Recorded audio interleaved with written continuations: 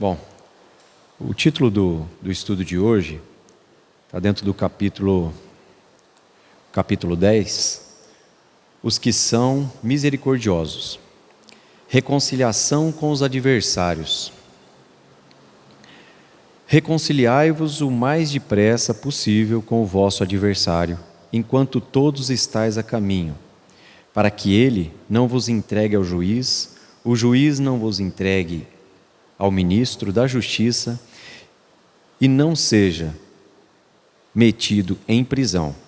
Digo-vos em verdade que daí não saireis enquanto não houverdes pago o último centil.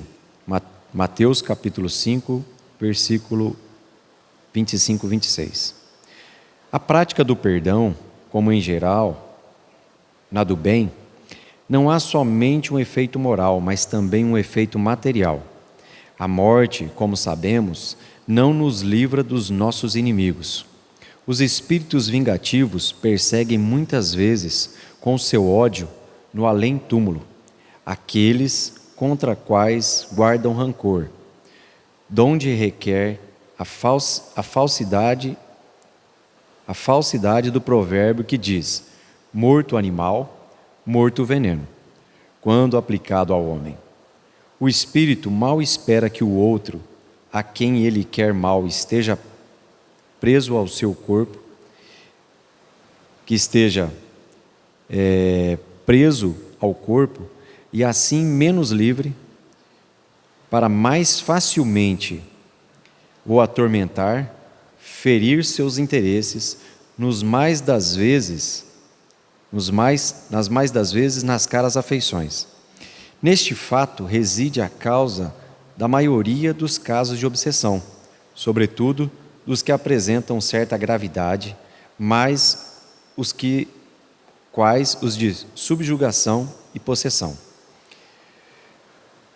Os obsediados e os possessos são, pois, quase sempre vítimas de uma vingança, cujo motivo se encontra em existências anteriores, e a qual o que a sofre deu lugar pelo proceder. Deus o permite para o punir no mal que a seu turno praticaram, ou, se tal não ocorreu, por haverem faltado com indulgência e caridade, não perdoando. É interessante a gente ver essa passagem, né, que Jesus ele comenta sobre a oportunidade da gente reconciliar. Reconciliar enquanto estamos a caminho. Qual seria esse caminho?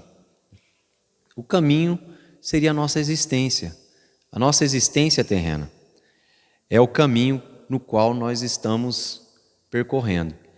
Esse caminho, que é a nossa existência atual, ela é projetada, antecipadamente, justamente com os pontos mais importantes da nossa evolução.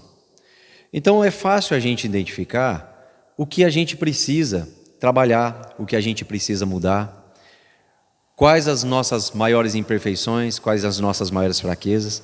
Basta a gente fazer uma reflexão íntima e sincera. A gente consegue identificar no nosso íntimo aqueles pontos frágeis ainda, o que nos desarmoniza, as situações que nos tiram do controle. Todos nós temos isso. Então tem situações que nos descontrolam totalmente, e a gente chega nem a se reconhecer. Então essas oportunidades, essas pessoas que são colocadas no nosso caminho, são justamente para que a gente treine essa imperfeição.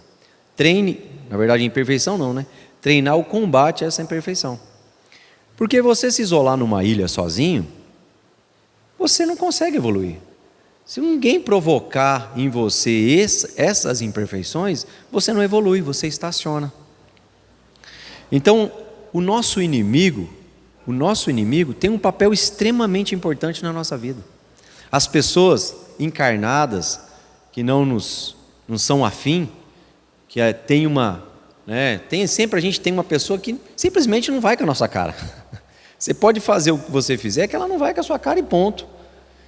elas são colocadas estrategicamente na sua vida, que é para despertar em você as imperfeições que ali existem e te dar a oportunidade de trabalhar. Porque como que alguém vai chegar no outro e acusar de algo, né, de alguma imperfeição? Amigo não faz isso, infelizmente, porque se fizer acaba a amizade, né? Nós somos muito melindrosos ainda. Então isso é o papel que cabe do inimigo, porque o inimigo ele fala na sua cara, ele fala até o que você não é, ele fala o que você é, né? E o que a gente faz quando o inimigo nosso fala um negócio desse?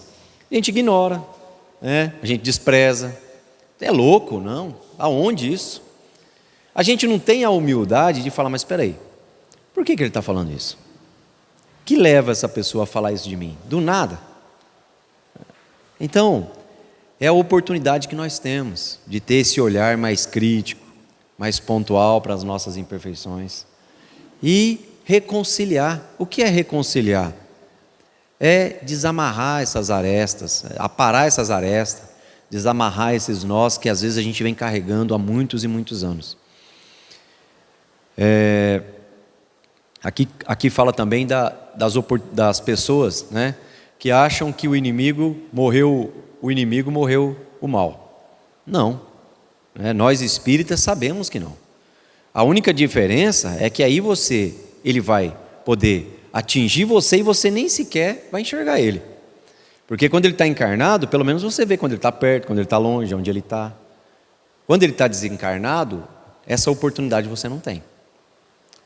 A Nete Guimarães conta uma passagem que um dia ela foi visitar ela estava fazendo faculdade de medicina e foi visitar um hospital, né? Eles estavam fazendo residência em alguns hospitais e em um hospital tinha um senhor, era separado com aquelas cortinas, e tinha uma gritaria ali desesperadora naquele box ali. E os enfermeiros, todo mundo andando para lá, ninguém dava muita atenção para aquilo, mas aquilo estava tão escandaloso que estava incomodando o pessoal da faculdade. E ela chegou para uma enfermeira e perguntou: minha senhora, e esse senhor que está aí nessa gritaria, né? Não, ele já fez tudo que tinha para fazer com ele, todos os medicamentos que tinha para aplicar, não tem como, ele está em processo praticamente de desencarne, então não tem o que fazer, é só aguardar. E ela ficou incomodada com aquilo e pediu se podia lá conversar com ele. A enfermeira falou que podia. E ela falou que quando ela chegou lá, ela viu que realmente ele estava assim, numa mistura de alucinação e realidade, e gritava e xingava e falava um monte de coisas que pareciam sem sentido, né? Para a gente encarnado parecia sem sentido. E ela, como era médium, ela conseguiu visualizar a cena que estava além do plano físico, que era o quê?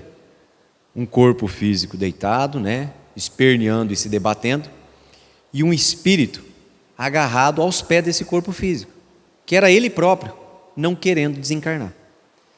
E ela via um pouco mais umas criaturas sombrias que chamavam ele, esperavam ele, sabe? E esse desespero que ele estava, e essa ansiedade, era o desespero desse desligamento, porque ele já estava começando a ver o que esperava ele do lado de lá. Depois de um tempo, né, depois dessa passagem, ela descobriu que esse senhor era um delegado, na época, que fazia parte de um grupo de extermínio. Então, né, dá para se imaginar qual era a situação que esperava ele por lá de lá. Os inimigos que aqui ele achava, não, morreu, acabou, resolvia o problema, né, e colocava um ponto final, ele descobriu que não era assim, que eles se acumulavam aos montes, aguardando o desencarne dele. Então, essa percepção que a gente tem de que o plano físico é um e o espiritual é outro, né, individual, cai por terra.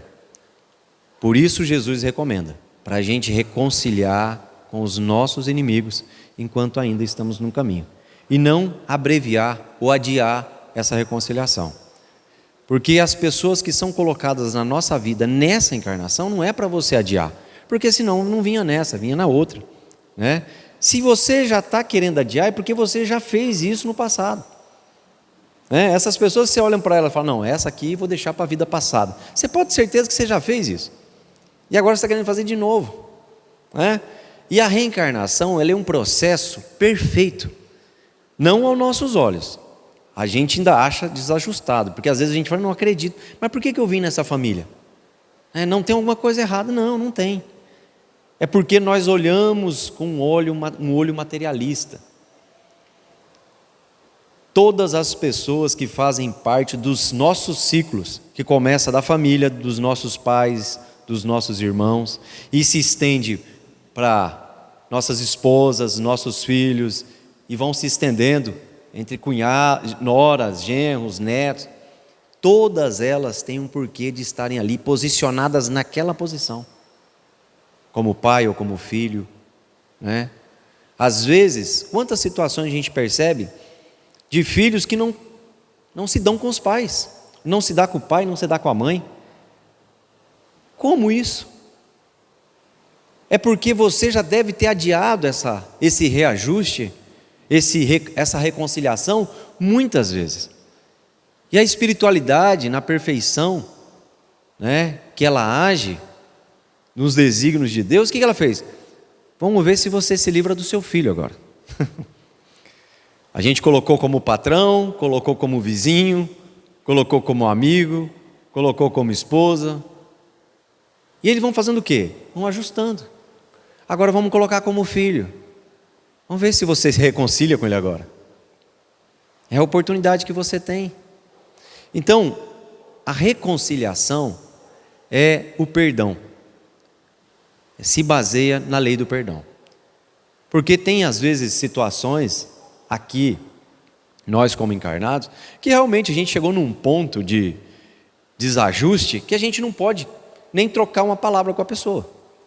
Porque às vezes vai gerar um ato de violência, né? Mas você pode fazer o quê? Você pode perdoar ela. Você pode não mais desejar mal para ela. Você pode não se felicitar quando algo dá errado para ela. Você pode fazer uma prece por ela. E se a prece for sincera, nós sabemos disso. Se a prece for sincera e de coração, o perdão aconteceu, da sua parte. Ah não, mas e ela não me perdoou? Mas aí o problema é dela. O compromisso é dela. A sua parte você fez. Nós não somos responsáveis pela atitude dos outros. Nós somos responsáveis pelas atitudes que nós devemos ter e não temos. Pela transformação íntima que nós devemos fazer e não fazemos. Então a reconciliação, como Jesus disse aqui, é essas várias oportunidades em todas essas escalas da nossa existência. Começa às vezes dentro da família, pai e mãe ali, irmãos. Se estende para esposa, filhos, e vai se estendendo, e a gente vai identificando essas pessoas camada por camada. Camada por camada. Aquela nora, aquele genro, aquela sogra, não estão por ali por acaso.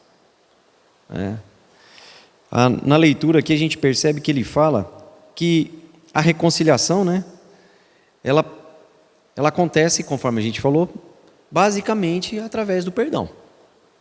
A partir do momento que você decide perdoar, cessa esse processo e você começa o processo de reconciliação.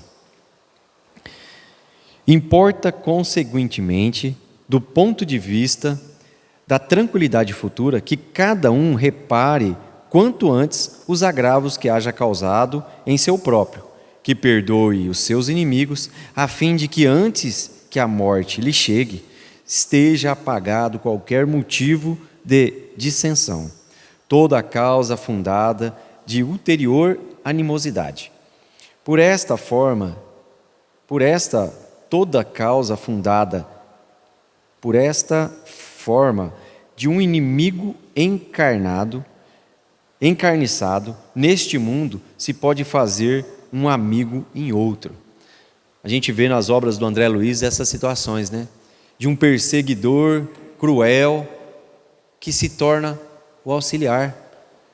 E na outra encarnação ele vem como anjo da guarda da pessoa. Então, nós todos somos filhos de Deus. Então você pode pensar na pior criatura que existe na face da terra. Perante a Deus ela é igual a você. E ela, hoje, ela está numa situação, amanhã, às vezes, ela pode, em um ano, ter um processo de evolução muito maior que o seu. E sair de uma situação extremamente problemática e de uma para auxílio, de uma situação de auxílio muito maior às vezes que a sua, que nós estamos preparados, né? Então, nós não devemos subjugar as criaturas, né, que caminham conosco nessa existência, porque nós não sabemos o processo evolutivo e o que cada um é capaz, né, de evoluir mediante a sua vontade, né?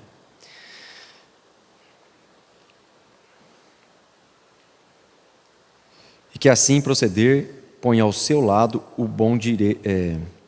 Encarnação.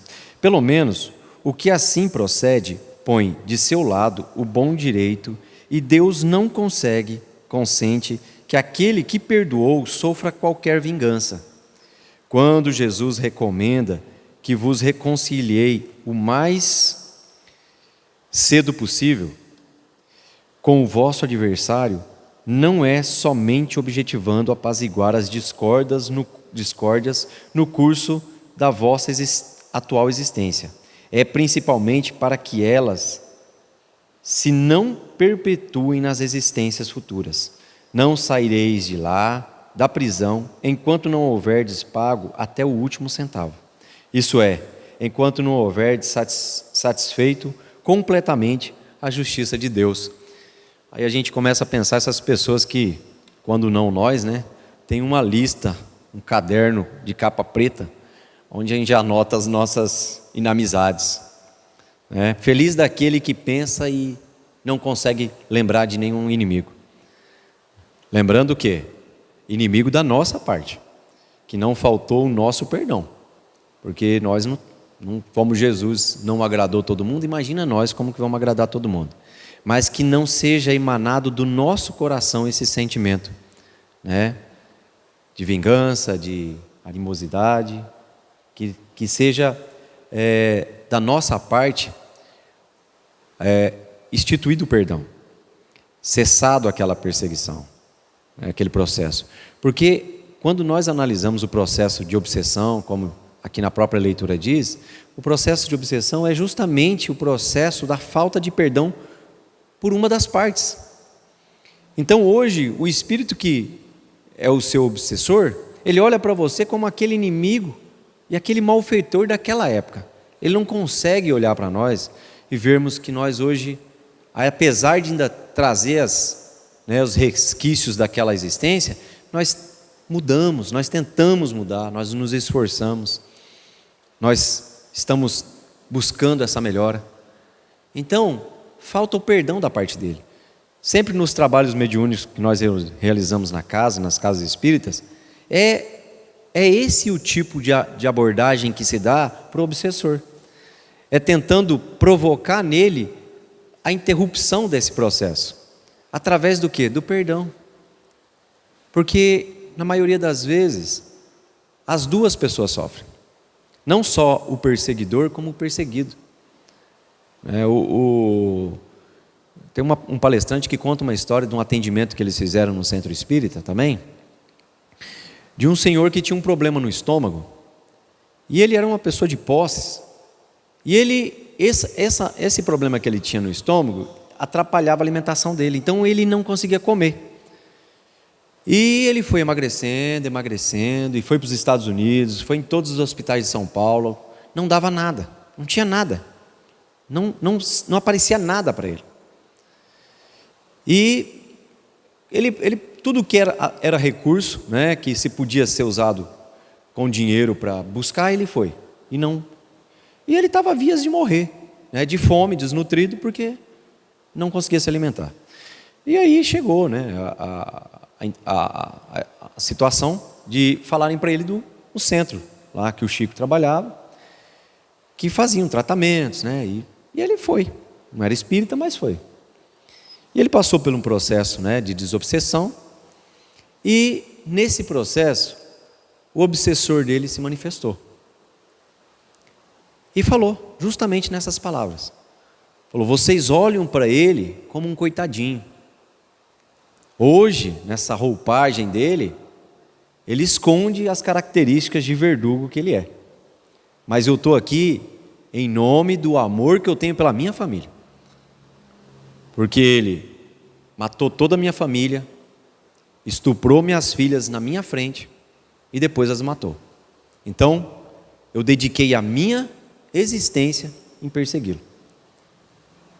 Então, olha a situação, que já vinha se percorrendo há quanto tempo? E aí, apesar, depois de vários momentos de diálogo, desse dialogador que tentou tocar nesse coração e explicar a situação, e ele foi diretamente no ponto. Ele falou: você fala tanto do amor da sua família, há quanto tempo você está perseguindo essa pessoa? Aí ele falou, sei tantos anos. E ele falou: e todo esse tempo, aonde está a sua família que você tanto ama?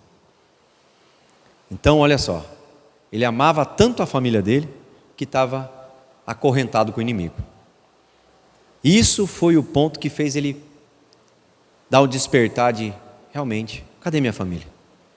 E a espiritualidade, ela trabalha de uma forma muito amorosa, de naquele momento permitir que ele visualizasse as filhas, a esposa, entender que a morte não é o que ele imaginava que era.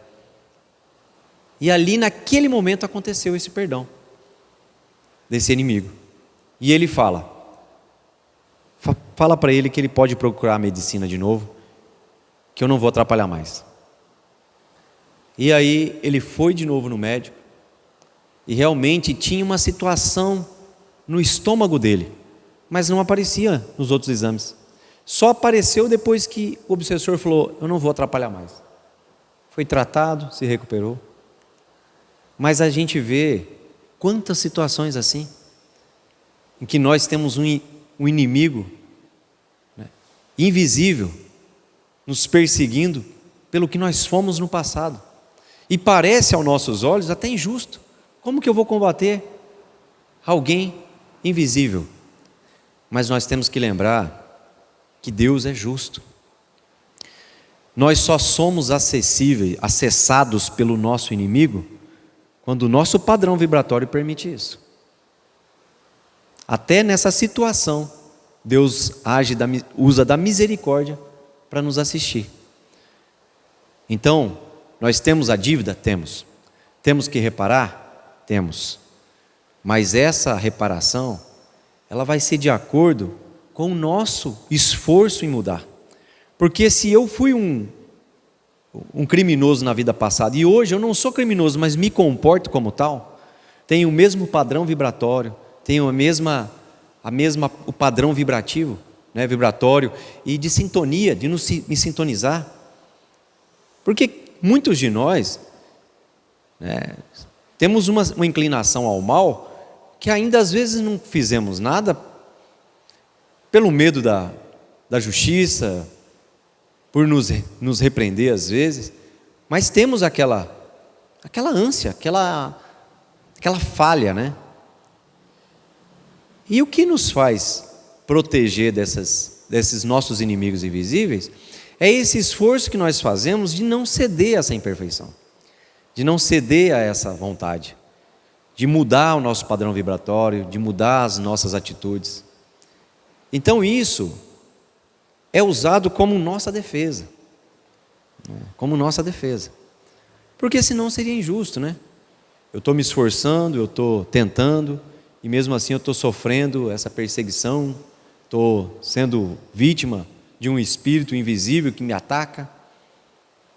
Então, o que nós estamos fazendo aqui hoje? É a demonstração do quê? Dessa vontade de nos tornarmos criaturas melhores. Quantos lugares e quantas opções nós teríamos em vez de estar aqui? Estudando o Evangelho, falando, refalando. Às vezes quando eu li o Tito aqui, muitas vezes a pessoa, mas de novo sobre isso? Realmente, o Evangelho é para ser lido exaustivamente, porque ele funciona mais ou menos como a medida de segurança que é utilizada em avião, para quando acontecer você lembrar. No avião, todas aquelas medidas de segurança repetidas exaustivamente, para que no momento do pânico você lembrar o que tem que fazer. Essa é a situação do Evangelho na nossa vida.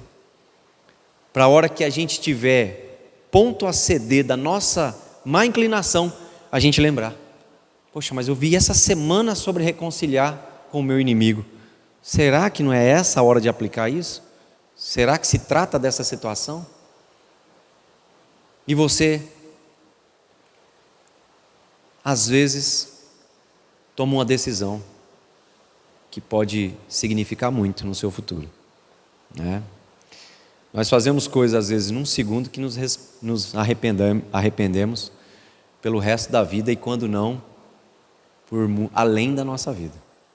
Então, acho que era esse o estudo da noite. Espero que tenha sido iluminativo para vocês, como foi para mim. E vamos fazer a prece de encerramento, com o nosso pensamento e o nosso coração asserenado, lembrando da imagem do nosso Mestre Jesus, das suas palavras, que sempre vem de encontro às nossas necessidades mais íntimas dos nossos corações. E Jesus esteja nos envolvendo e nos amparando sempre, assim como toda a espiritualidade amiga, os benfeitores desse hospital tão amoroso, os nossos guias espirituais, nos amparando e nos assistindo na nossa caminhada terrena, onde temos tantas reconciliações a fazer. Que Jesus esteja conosco hoje e sempre, que assim seja.